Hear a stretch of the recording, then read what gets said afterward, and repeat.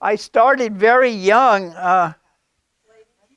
When I was in high school, I told them that I was a cartographer in the summer school. Yeah, yeah. In the high school, my summer high school, senior year in high school, between junior and senior year, I went to the offices of the State Highway Department during the summer holiday, and I convinced them that I was a cartographer. Now, I really wasn't a cartographer, but I earned a little money to buy a car because I had a girlfriend, and well, you know how cars and girlfriends go together. We had a very good time that summer, and not 5 years later we were married, and we went to Mexico on our honeymoon. The chef, he was here a few minutes ago, our chef, and he's from Mexico, and we had about 10 minutes of sharing joy of Mexico all over, where I lectured twice, loved the country. Marianne and I, in 1955, married different people, but we both went to Mexico on our honeymoon. We still love the country. It's a shame there's so many problems. Well, from there, next year, I went to Tulane University as a freshman architectural student. And I loved New Orleans and Tulane, but it didn't love me. The dampness got to me, and I was in the hospital more than I was out. So I dropped out and went to work. But I was lucky because I worked for the State Highway Department, and they let me, actually it was Department of Institutions, they let me design 2 chapels right off the bat. And I had only had 1 year of architecture under my belt, but by God, I was so happy that I could design 2 chapels. I worked hard on. They were both built. They're still there. And I'm glad my career started with 2 chapels.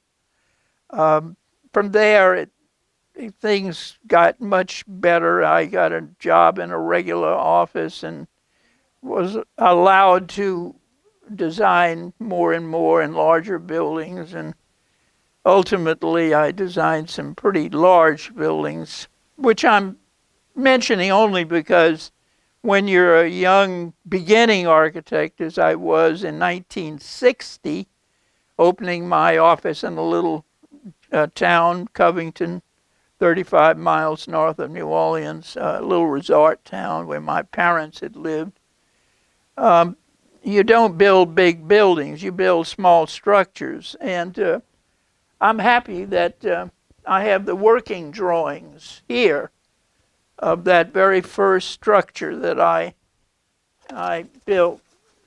It's a clinic addition for 3 doctors. And it turned out quite well, and my aunts came over and they liked it, so I felt like I was doing something. I felt like that had become an architect. I had passed the license exam, and I built several other structures. For 5 years, I worked intently building the best I could in this small village area. Well, I'm proud to tell you that word spread. And before I knew it, the professors at LSU were calling me up and wanting me to go back to teach.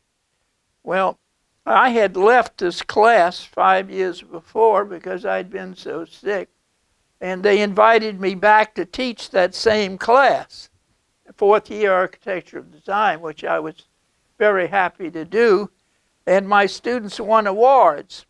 And I'm telling you that because that's really what saved me in difficult times with highly competitive professors, is that my students did win awards in 3 different universities, and I had no degree at the time, but I had a license because I took the exam and passed it. And I was very happy that the structures I built were economy structures.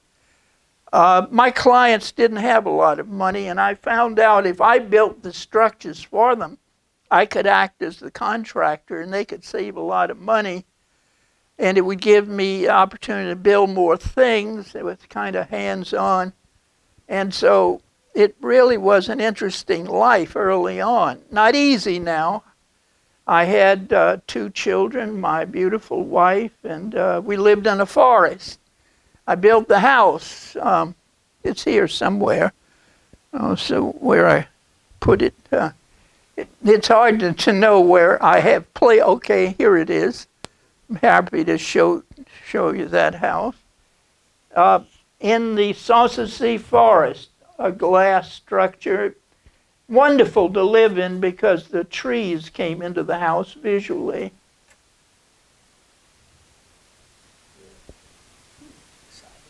And the sounds of the forest at night were fabulous, just like the sound of the surf here at night is so wonderful. I designed the outside of the house so it was well lit. It's kind of a remote area to live in. Rather lonely in a way, but we never had a problem, and the sound of the forest was so great. And then we had a Magnavox music box, and we could listen to Japanese music and other foreign music, the French, of course, which I love so much. When you look at these photographs, you can see how thick the forest was. Oh, yeah.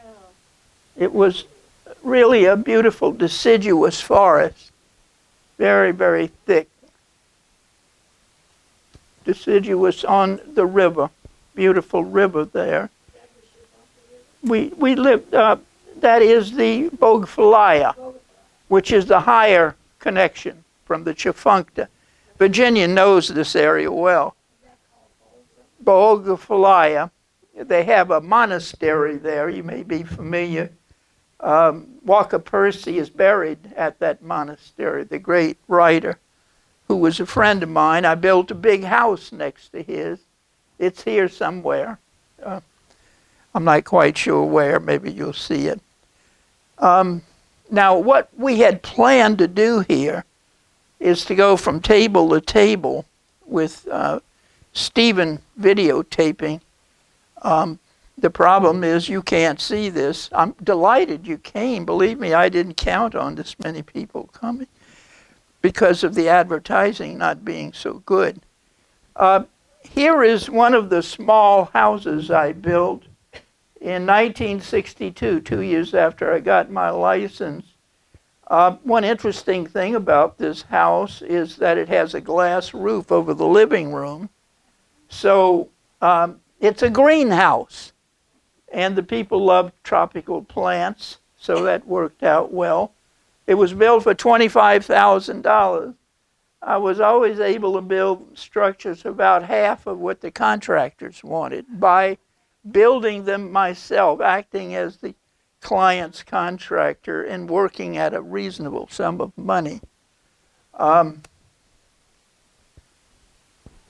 The Wilty family were artists, and so there was a studio here, and I'll tell you a nice little story. This is a true story. And when I had my blog, I got a message late one night as I worked late at night, and it was from the child, who was a grown man now, who lived in that house as a little boy.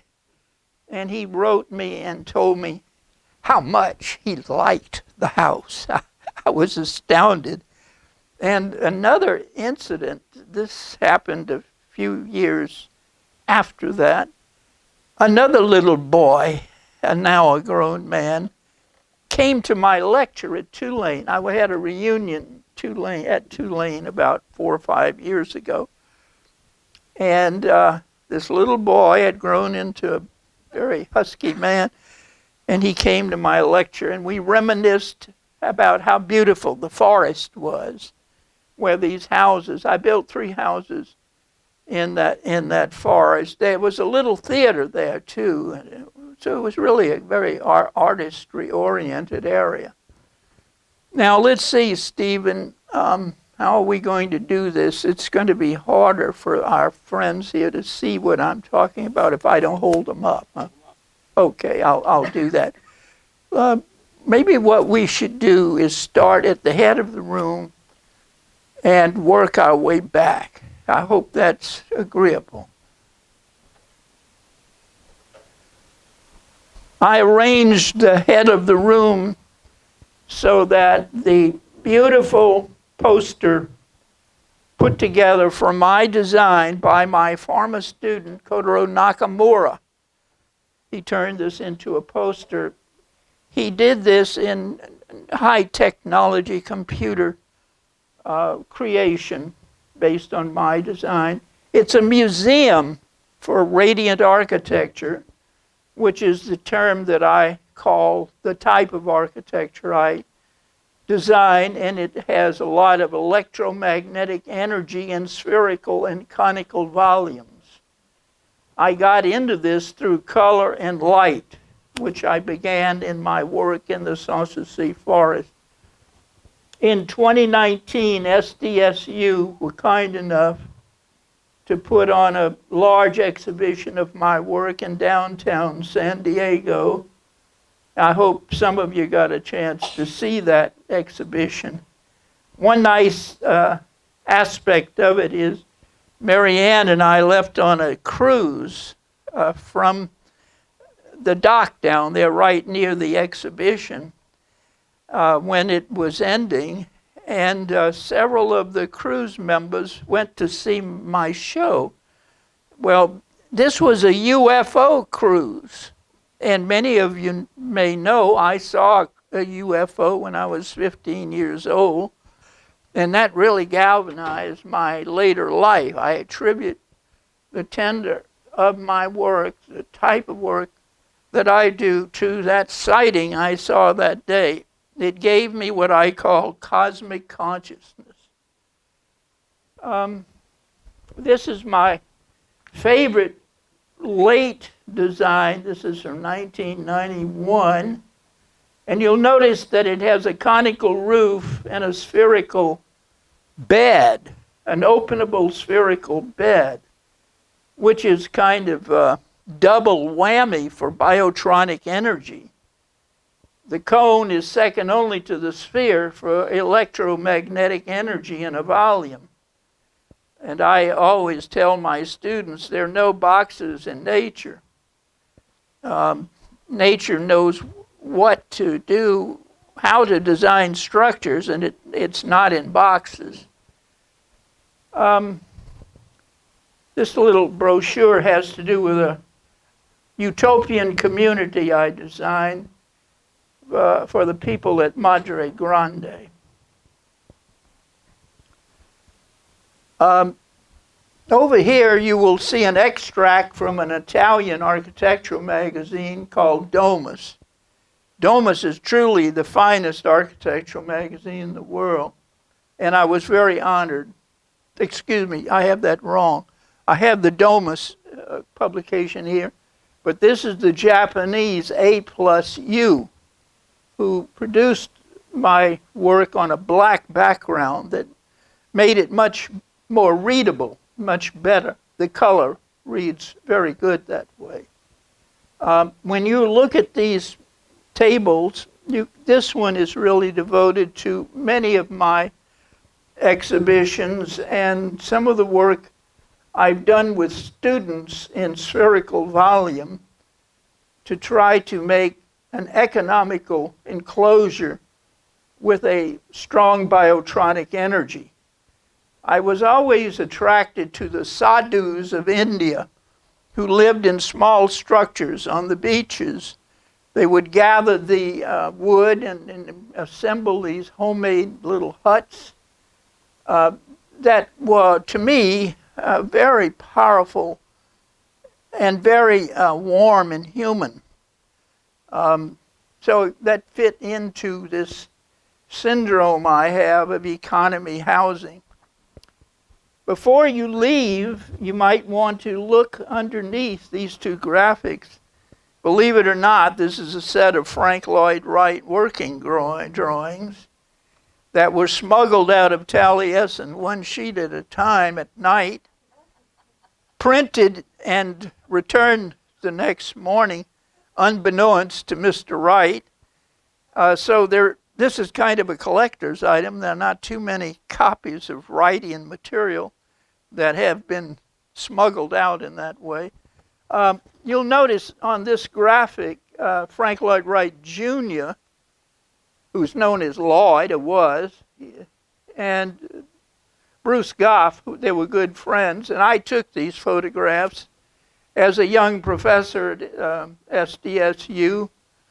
I invited Bruce Goff to be my first guest at SDSU, and he was a friend of Wright's, and up in Los Angeles we had a weekend and a visit to Santa Barbara where Lloyd Wright had an exhibition. It was the first time I ever had Japanese food. The Wrights are quite devoted to Japanese food. You may know the senior Wright, Frank Lloyd Wright, lived in Japan when he designed and built a hotel there. These are two more of the sheets from the A+U publication in Japan. And you can see my Silver Ship house and a large villa I built. Although I was interested in economy housing, people with money started showing up in my classroom. And, well, I did the best I could for them. I loved Italian villas. I studied them, went to Tuscany with both of my wives, and really appreciated those buildings in Tuscany. So I developed what I call the California villa. Amongst these designs is a roundhouse, my first roundhouse, built for a family in Covington, the Seligmans. It's really a horseshoe shape. The open side faces the river, and that is the Tchefuncte River. This is the Wilty House here, and a restaurant here in San Diego, Pictor's Metamorphosis, which was put together to my design by cooks and my students. Kind of a nice collaboration. I have been fortunate to lecture all over the world. This is in London. I had 2 lectures in London. And at USC, University of Southern California, I found out they had money there. They gave me a large honorarium, and they put me up at the Gamble House overnight. You may not know, the Gamble family of the soap fame lived there their lifetime, and USC acquired the house. It's a beautiful redwood house, and they honored me as a lecturer by letting me spend the night in the bedroom there. And it was kind of strange because I had to get up very early in the morning before the tourists arrived. I was showing this to Robert Gaughan, my alumnus here. This is an apartment I built in New Orleans in the late 60s that was published in American Home magazine. And it was at the height of my original interest in color and architecture, which led to electromagnetic energy in architecture. I took students on a big field trip to Mexico. We rented a bus at the border here and went down to Tulum over the Christmas holiday, camping out. You can see my first wife there and a lean-to. It was very hot. The axle broke in the mountains. They had to send mechanics out from Mexico City. But the students and I, my family and I, had a great time on that trip. Geodesic domes were very special in my economy interest. Buckminster Fuller was a friend of mine who developed the geodesic, and I spent quite a bit of time finding ways to make the geodesic dome habitable in a graceful manner. Beauty is important to me, and one thing I found out that was helpful was to double the dome in a twin dome, raising it off the ground and on a sloped California site The space underneath, very cool in the hot summer months, good for wine cellars and other secondary uses. Now, some of you know that I wrote the paper that preserves the bungalows at the Cove Beach, the 2 red bungalows there. In 1975, I was really not happy. The owners of the hotel next door wanted to tear down the red bungalows because I used to take my students there annually to enjoy the last affordable housing in the United States. I found out at that time less than 5% of the people in this country could afford to build a house. Today it's less than 1% of the people in this country can afford to build a house. So the bungalows, to me, are very important, not only in terms of economy but health. They have larger windows. Light brings to the interior a more healthful environment. I'm proud that some of my students have gone on and earned honors. This young man here in videography, in cinema, and cinema won both the Oscar and Emmy Awards. David Goldberg is his name. This is that restaurant. I was talking about Pictures restaurant on India Street. Here are the cooks. The cooks putting the sign up. I painted the sign myself. I enjoy doing that. Now, one important thing when I lectured around the world is I would make statements that the audiences had never heard of, like biotronic energy and spherical and conical environments and so on. And so I brought my research with me. In those days, I had 2 suitcases. One was filled with books. And the books supported my statements about health and environment. And some of them are collage here on this graphic. Collage has been an important part of my graphics. Many of you were here on my previous week's talk about my metaphysical life. Part of that has to do with health. Now, I have put out several international journals here that publish my work. There's the Italian, the Japanese, the Dutch, and the French here. The one that I really am the most proud of is the Paris Biennale. As you know, my family came from Paris in 1738 and arrived in 1739 in New Orleans.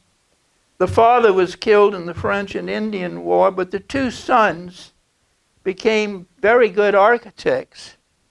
In fact, one of them built the earliest prefabricated housing in New Orleans for the Islanos, and he also built carts for Jolla, the pirate.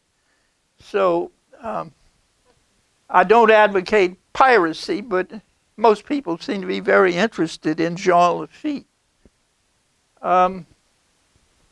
This Dutch publication has one of my favorite photographs of the Silver Ship, the house I built on Nautilus Street, the entrance. This house was built for $45,000, $5,000 for the parking deck. That was 1980, we moved in. I designed it a year earlier and hired 4 students who worked very hard on that project.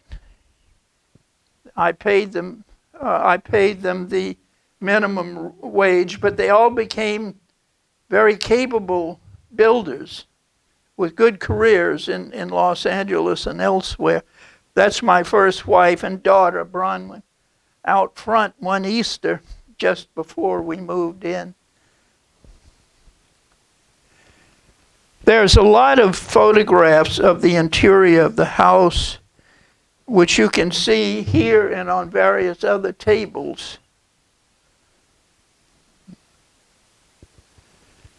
There are some very large trusses that hold the floor trusses in this house to give clear span space.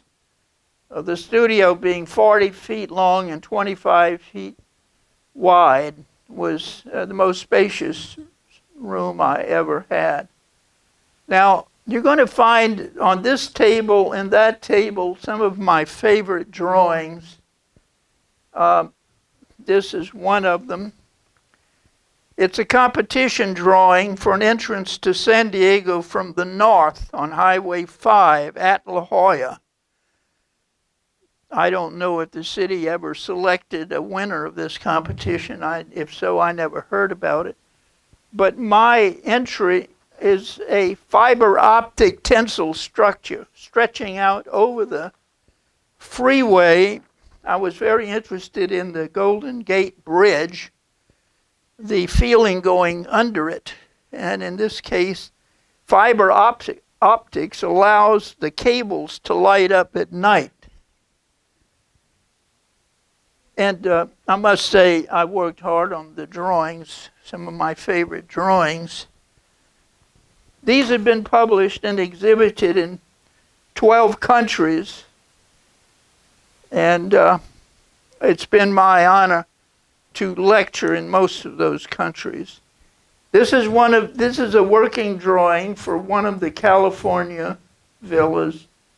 3 different elements spread out: the children's suite on the right, the family suite in the middle, and the parent suite on the left side.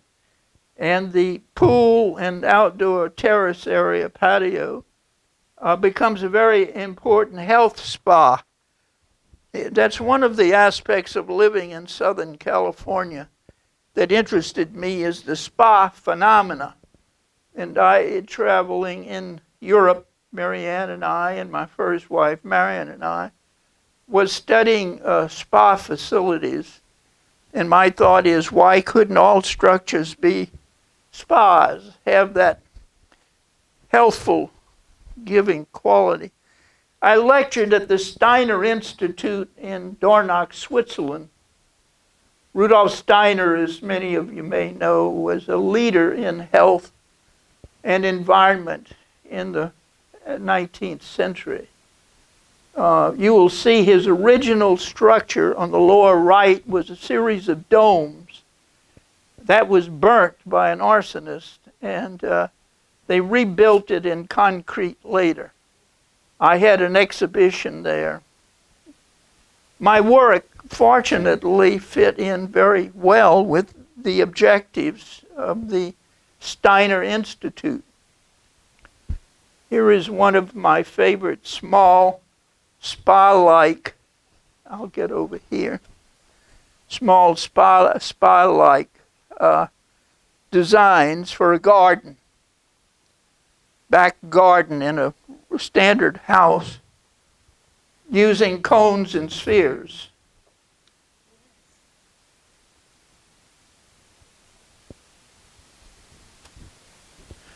You'll have to come see a lot of these yourself. Seeing me holding it up, I know isn't so good, but there's a California villa here with 4 greenhouses for heating. Long before I got into electromagnetic energy, I was designing villas that were solar heated. Also, this one, you can sleep on the roof, under the domes that open up, on the towers. Towers are good energy devices also. You may wonder why there's a book on Liguria on the table here. It so happens my ancestors, the Gris-Savoie, owned much of Liguria. They built Templar fortresses and Templar ships there in Liguria. So Marianne and I, and my first wife and I, spent a lot of time at Villefranche and Cap Ferrat. Beautiful areas. Gregory Peck from La Jolla settled in Cap Ferrat with his final wife, a French lady. Now, one of my competition projects, I'm happy to tell you, in Hong Kong, I have a deep love for Hong Kong because one day a huge pair of books arrived as a gift to me from Hong Kong, and I had retired by then. Wan Chok Bong was the author. He sent me these from Hong Kong. This is the Peak Competition Hotel. He probably saw it there. But he also saw my work on the internet. And he liked my work so much, he dedicated the second and third volumes of his work on international historical electromagnetic biotronic architecture. It goes back centuries into the dark past. Well, my design for the hotel there on the peak of Mount Victoria at Hong Kong is openable suites with a view out to this magnificent bay, using an invention that I came across called Unisphere, the universal spheroid. It was the human eye that gave me the idea. The human eyelid opening up, allowing one to see, can be turned into a openable sphere, mechanically operated. I had designed houses in this way, and in the case of the Peak Hotel project, I did the suites that way. Now let's see, where did this come from? Right here.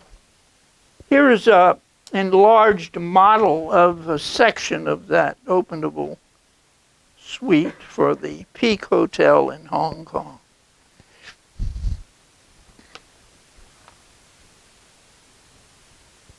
I had my students design many models and environments where light and energy were an important factor. This is a model, and in this case, it's an environment. One of the classes that I taught 7 classes at SDSU. One of them was called Synergetic Environments. And synergy has to do, you may know, Buckminster Fuller made it famous. You take element A and B and put them together, it's stronger than they are alone. And so synergy, it then amounts to assembling an alchemy of color, light, energy.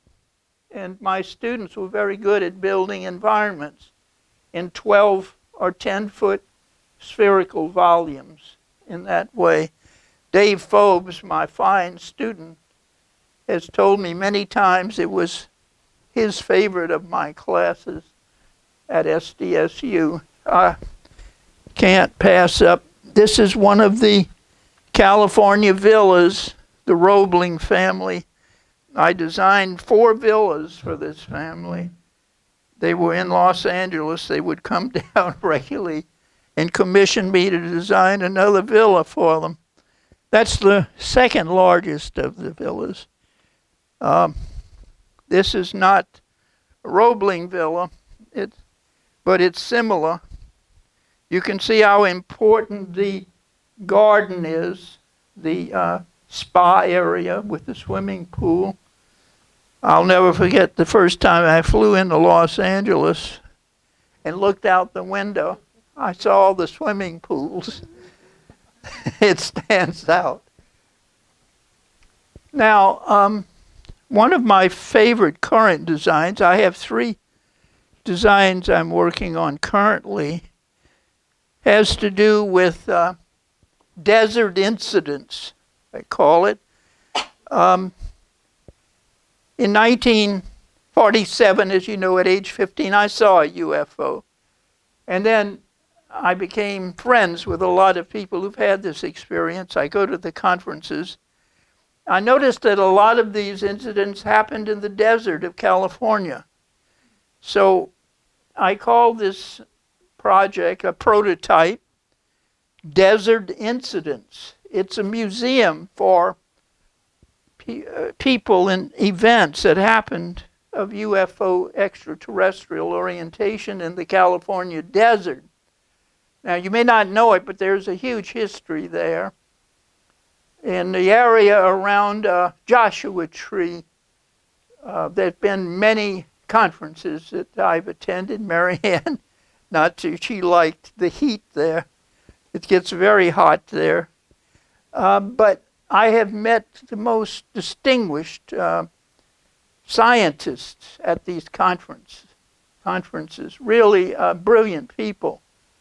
And I can tell you that if we only knew the truth behind all that's happening in this cosmos, we would be absolutely amazed. It's sad that so much of it is hidden. I think time is going to improve this. I think things are opening up gradually from what I can see. All right. That's me in my studio at the height of my powers in 1985 or so. It's touching to be here, at almost 90 now with you good people, many of you older than I am. And I think it's poignant, and I know many of you have had lives equally as interesting as mine. And I hope this little talk I'm giving today might encourage you to do something about talking about your life. I've met already some very fine people here.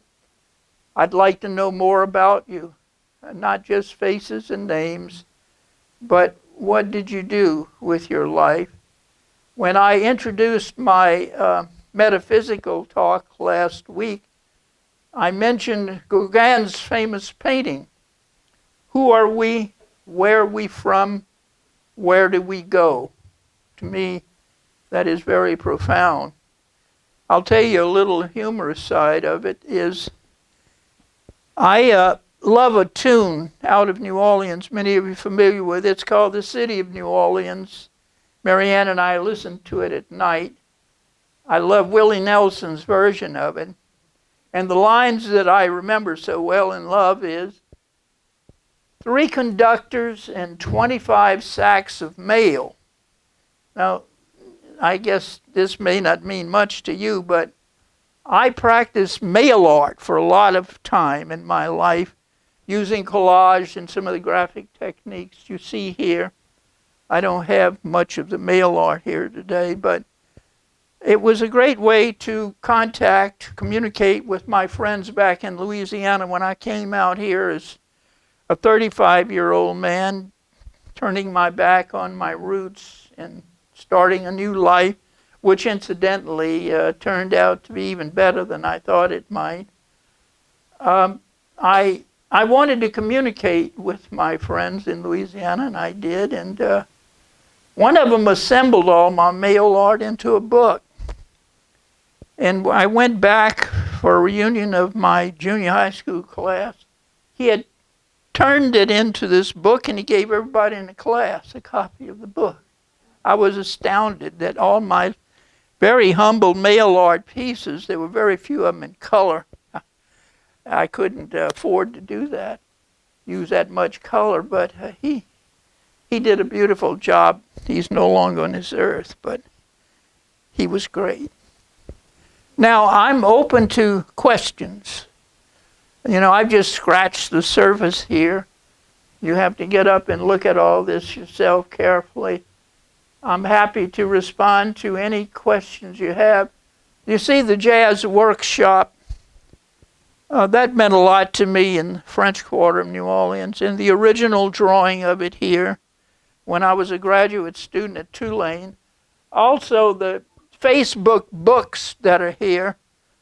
You see there are about 5 copies of them. They're about $80 a piece now, and much thicker. This is the more recent one. And you can see how much I use Facebook.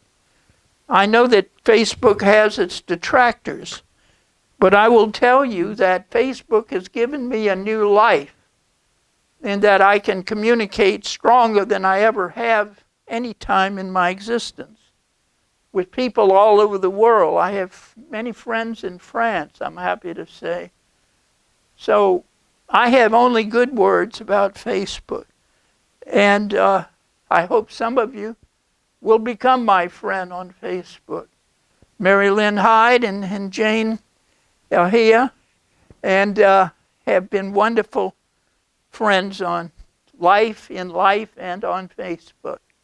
Now, questions. I'm happy to respond to questions, and I'm going to sit down a little bit if you don't mind, because I'm kind of tired. How many years have you been teaching? Oh, okay. I taught about 35 years, and some of those early years were at both Tulane and LSU. And as I told last week's crowd, I didn't realize it at the time, but I taught in 3 universities without a degree. I don't know you can do that anymore. It was the work, 5 intense years of work, right out of school, high school. And but I had a vision. One of the books I'm proud of that's printed my work is this one. It's called Visionary Architecture. And I have 2 villas in the book, Visionary Architecture, which I'm very happy about. You're welcome to look at the Facebook books. This is one that's right above the other one, the one on visionary architecture. Okay, other questions? What is your definition, Eugene, of biotronic energy? Yes, okay, look it up. It's electromagnetic energy. Now, one good thing you're going to find out, you're a UFO person, I know, and I'm very happy to know that. Many, if not all, of the UFOs are fueled, propelled by electromagnetic energy. It is a natural phenomenon. It's around. It's been around forever. And you can measure volumes internally through Kirlian photography is one method. The human aura is a reflection of this syndrome. You can photograph a human's aura. And when volume is very powerful, like in a sphere or a cone, you can get a tremendous glow. Infrared photography. So electromagnetic energy, I call it biotronic energy to shorten that jaw-breaking word. But I have written much about it. If you get on the internet and write my name, Eugene Ray / biotronic energy or electromagnetic energy, you can see blogs I've written. At one time, before I did Facebook, I did blogs. And so this turned out quite good. I am happy you want to know about that, electromagnetic energy. Einstein was very deeply. Also, Tesla. Tesla was a master of electromagnetic energy. Really wonderful man. Yes? Would you care to expand on your relationship with the Italian aspect? Sure. Absolutely. Well, this lady who just asked the question made me feel very good earlier today. I was working alone here, and she came in and told me she had studied at the School of Design in Rhode Island, was it? I was so pleased that you had studied there and had the knowledge, education to recognize virtue in what I was putting out here. Italy, oh my God. Well, Marianne will tell you. No, I'm French largely, but my great-grandmother was from Genoa, and There's a history there in Latin. I always like to say in Paris, my French ancestors spoke Latin. That's true. And I have ancestors from Spain, too. But at any rate, Italy, my God, there's every aspect of cultural existence on this earth has been strengthened by Italian existence. And one particular one that pleased me very much, I'm happy to tell you, thank you for the question, is my ancestor Gruyere. The Counts of Gruyere were my ancestors in France. They have a wonderful castle above Lake Geneva. But at any rate, he befriended, the Count of Gruyere befriended Leonardo da Vinci in Milano. Leonardo da Vinci was working there for the ruling family, much money and man of genius. But in the last years of his life, he was failing. He only had 5 years left, and the king of France was Francois I, a brilliant king who founded the French library, and he was a good friend of the Count of Gruyere. And between them, they got the bright idea of bringing Leonardo to France for retirement. And sure enough, they left from Milan, the Count of Gruyere and Leonardo, over the Alps on donkeys, and they stopped at Gruyere Castle en route, about halfway, and then finally to the Loire Valley at the Clos Luce. And Marianne and I visited the Clos Luce and the very room Leonardo died in, which pleased both of us. It was a phenomenal experience. And I previously, with my first wife, had visited Vinci, Italy, where Leonardo's family was from, and visited the room he was born in. So I felt good about that. Well, Leonardo is only one great Italian artist. There's so many others, and I have the wonderful experience of photographing villas in Tuscany. I would rent a car and drive out in the mountains north of Florence, where the Medici had their earliest villas. And I do have somewhere on the table here. Medici, I think, is over there. Oh, good. I forgot just where I had it. The Medici villa. Well, I don't see it. I think I remember putting it back here somewhere. Yeah, it's all right. It's a shame but my memory isn't what it used to be. Okay, good. All right, thank you. Those villas are powerful places. And I used to collect, thank you so much. Sure. I used to collect books on villas. Lou Kahn, the great architect for the Salk Institute, that's one thing he and I shared, was a love for old villas, Italian villas.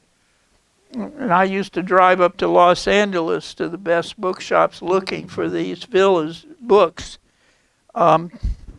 This is the Medici villa. This is the second oldest of the Medici villas. The first one was Cosimo de' Medici. This was from the Magnificent, he called himself. Leonardo the Magnificent. Absolutely magnificent villa. This is in the mountains north of Florence. The Muello, I think they call it. Muello. Just wonderful. Marianne has told me many times that Italy is her favorite of our places, and I have to agree. It's very hard to the culture there, the civilization, the wine, the art, literature, the countryside, the buildings. So much of it is well, an education. I'm not surprised that so many wonderful artists have come from there.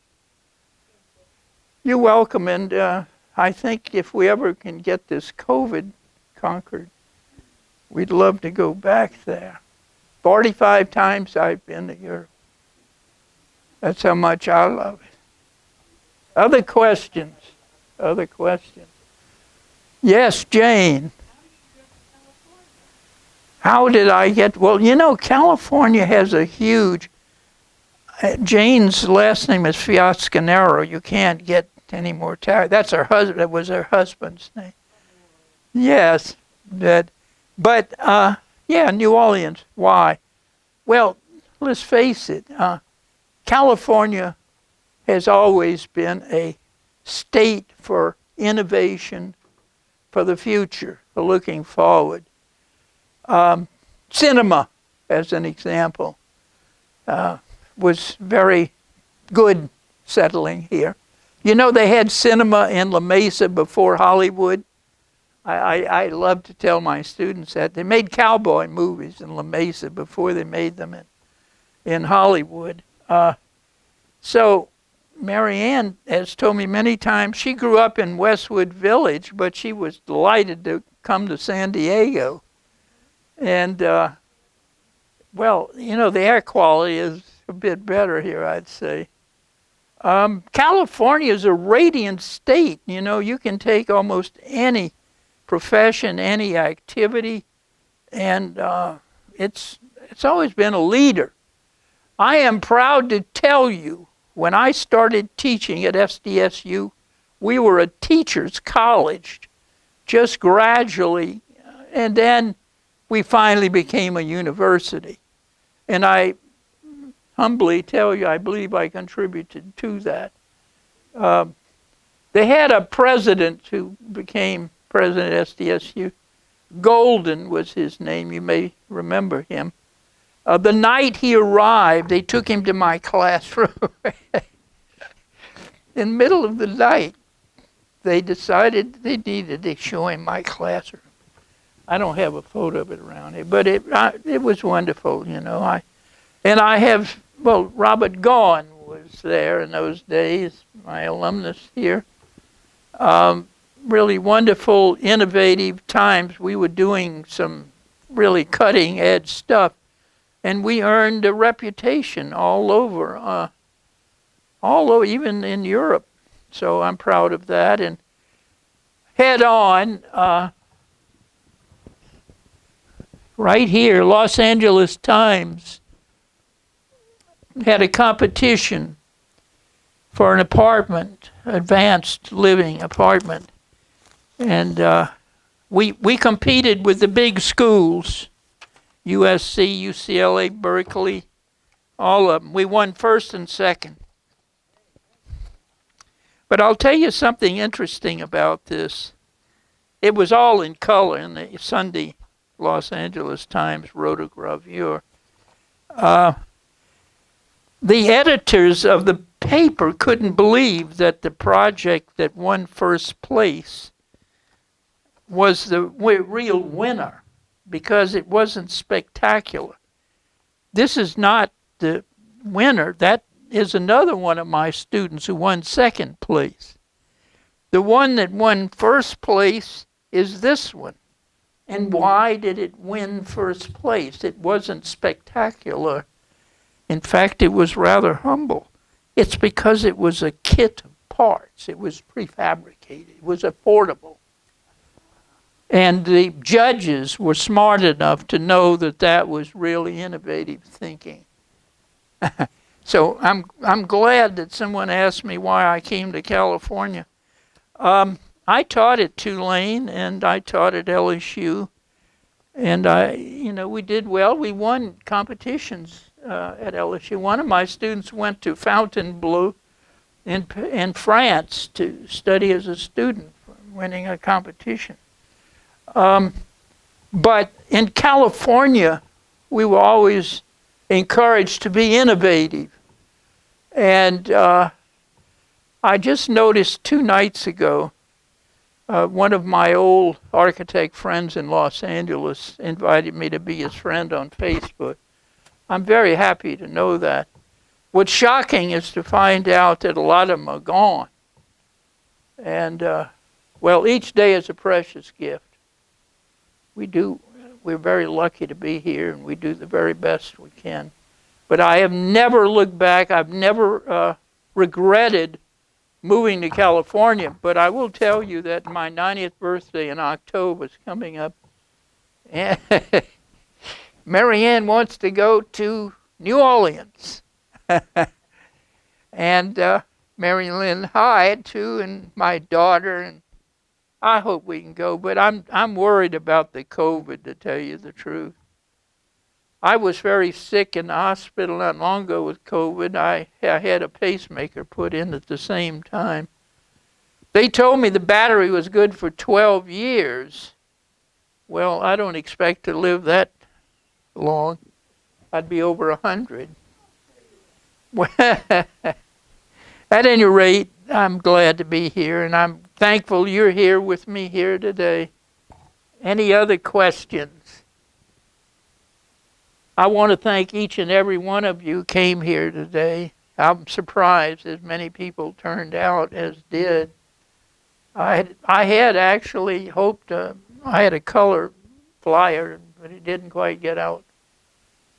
Thank you so much, and any other questions? Otherwise, stand up, go around. Yes. How many houses did you design Oh. and became houses? You know, people ask me that all the time. I have never counted. I'll tell you this. People used to come to me and I would design them sometimes without any payment, whatever. I had two black families I designed houses for, happily, in both New Orleans and San Diego. I have never counted the structures, but there are a lot of them. I never considered that important to know how many. I will tell you this is maybe even more favored in my view. I did design a camp in Africa on the site of Dr. Leakey's old camp at Tanzania. I also designed a school for deaf children in the Philippines on Bohol Island, and it had to be built on concrete slabs that had been a hog farm. And it turned out quite well. Unfortunately, neither one of those designs are in this exhibition. This is only a fraction of my work, what you're seeing here today. Also, although in several countries, I have designed structures, and what's more, lectured. I was so happy to be in Glasgow, Scotland, and lecture. It took all day to get there on the train, but Glasgow is a wonderful city. Charles Rennie Mackintosh was a great architect, and he designed the School of Art there. I think it burnt sadly, but Glasgow I was very impressed by. Although French is largely my interest, Ray is in fact a border country family in just inside of Scotland. Interestingly, they share the Campbell castle, and my daughter married a Campbell. Small world. Anything else? Yes.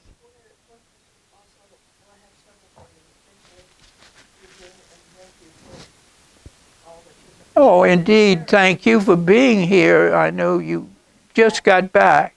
I did, and I'm thrilled to be here.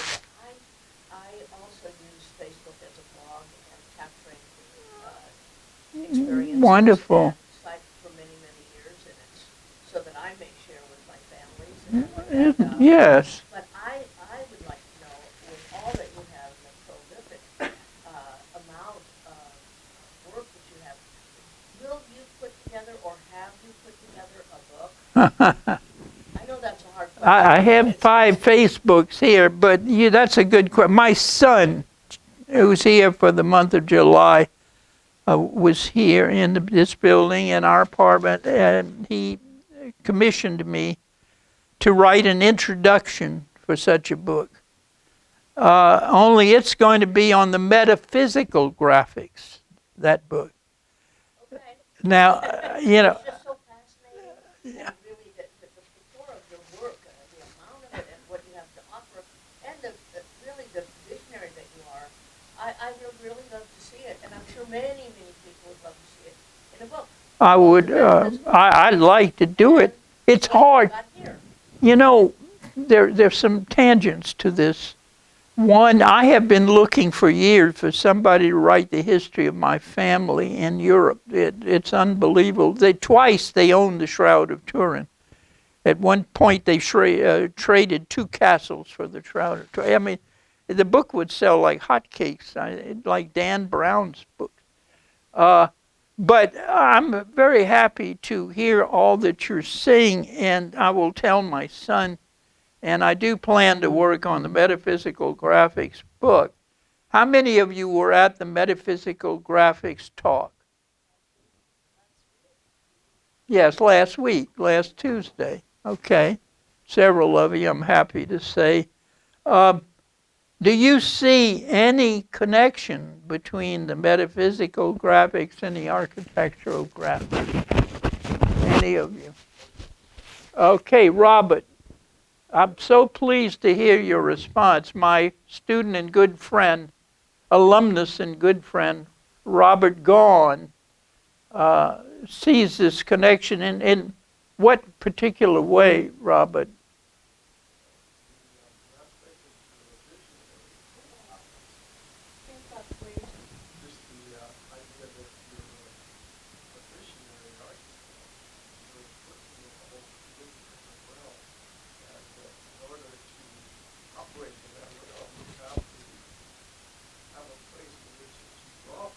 Yes, I'm so happy.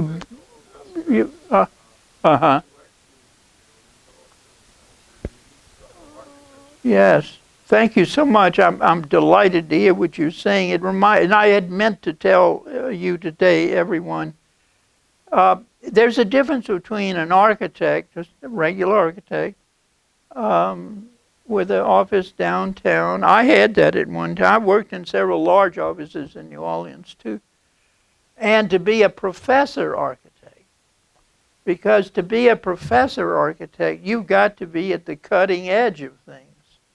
You've got to know what ferro cement is and why it's so reasonable and why isn't it being seen.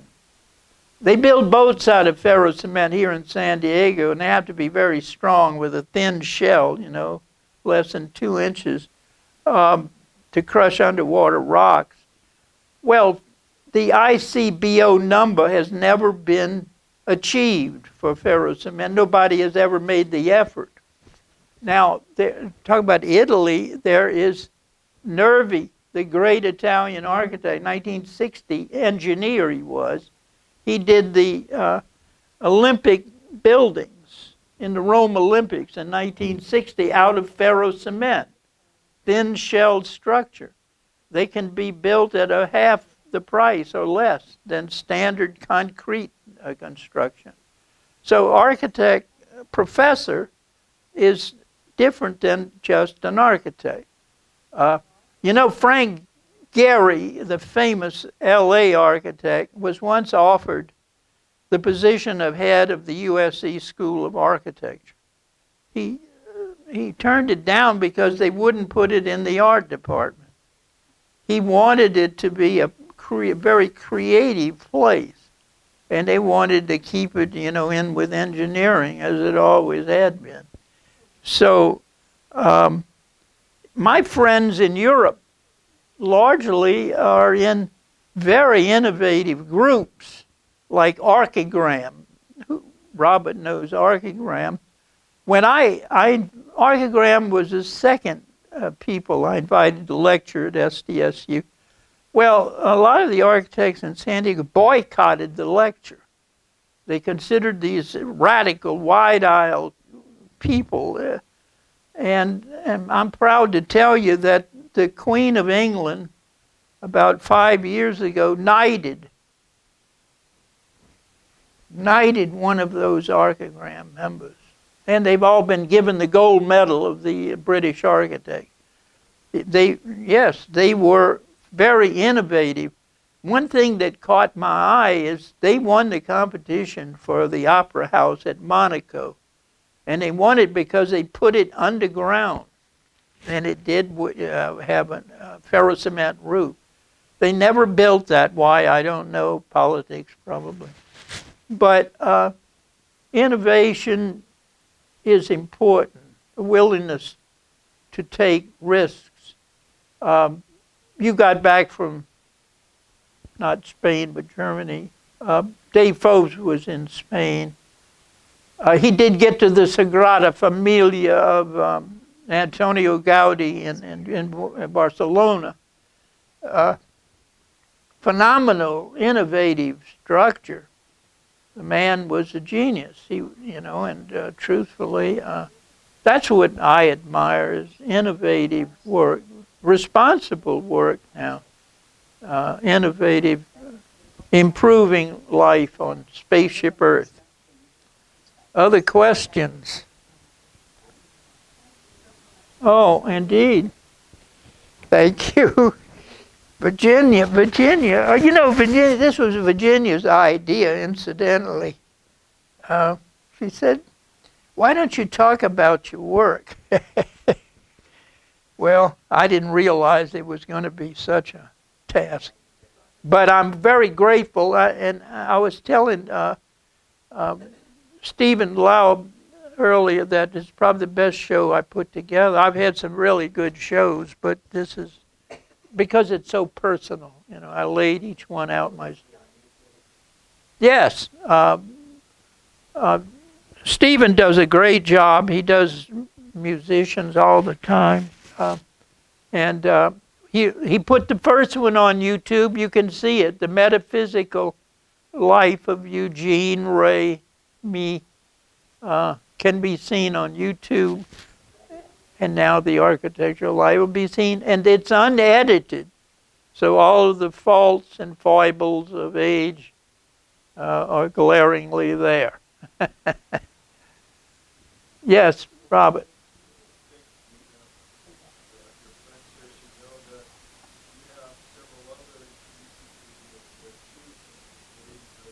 Yes. Yes. Thank you. I'm so happy you mentioned that.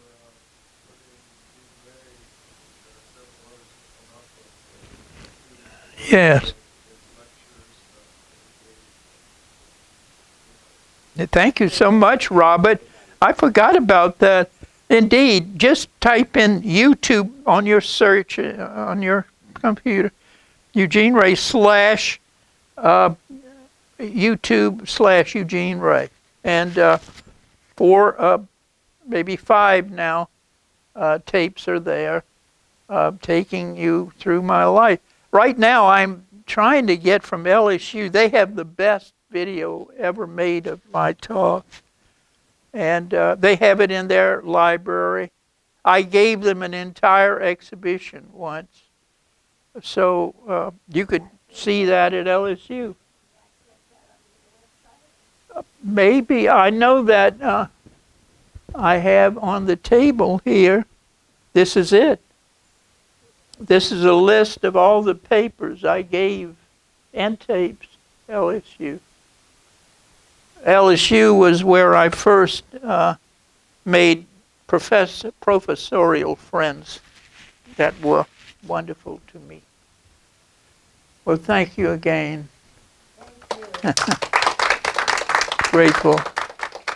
And to Bob Gaughan and Stephen, our good friends. Thank you.